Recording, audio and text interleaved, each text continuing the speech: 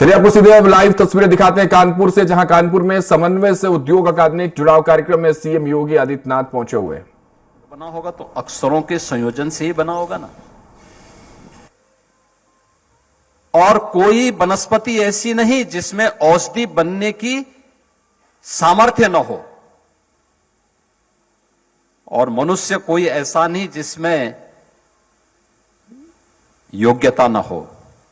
अगर ये सब, अगर मनुष्य अयोग्य है, अगर वनस्पति औषधि के योग्य नहीं है, अगर अक्षर मंत्र बनने के योग्य नहीं है, तो ये मान करके चलिए कि कोई योजक नहीं है, जोड़ने वाला नहीं है। और मुझे लगता है कि आईआईटी जैसे संस्थानों के पीछे की मंशा यही है कि वह उस योजक के रूप में काम कर रहे हैं, और ये समन्वय का कार्यक्रम उस योजक के रूप में एक नई कड़ी की, एक नई भूमिका का निर्वहन करने के लिए आज यहां पर आयोजित है। अक्सर हम देखते हैं, अक्सर हम इस बात को देखते हैं, अनुभव करते हैं कि हमारी अकादमिक संस्थाएं अपने आप में एक टापू बन गई।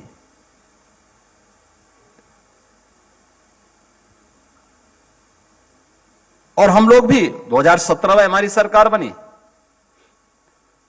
पहले 3 वर्ष तक हम लोग भी बहुत ज्यादा संस्थाओं से बहुत हम लोगों का कनेक्शन नहीं था।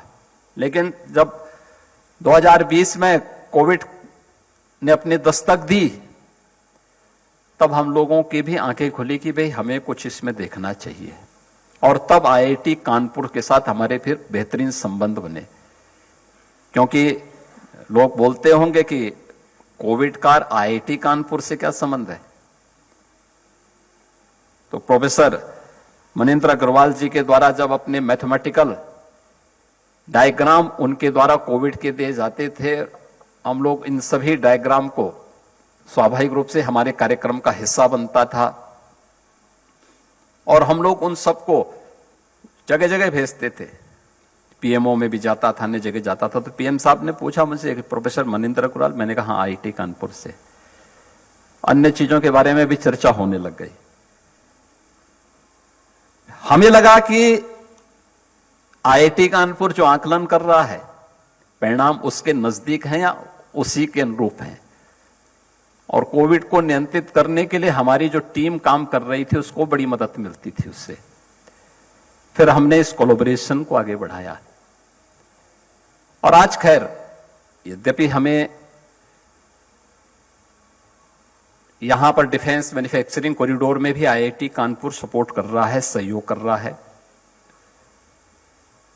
और मेडटेक का जो सेंटर ऑफ एक्सीलेंस आपका बन रहा है, उसमें भी हम लोग इसीलिए स्टेट गवर्नमेंट को जोड़े हैं कि राज्य सरकार भी उसमें सहयोग कर सकें,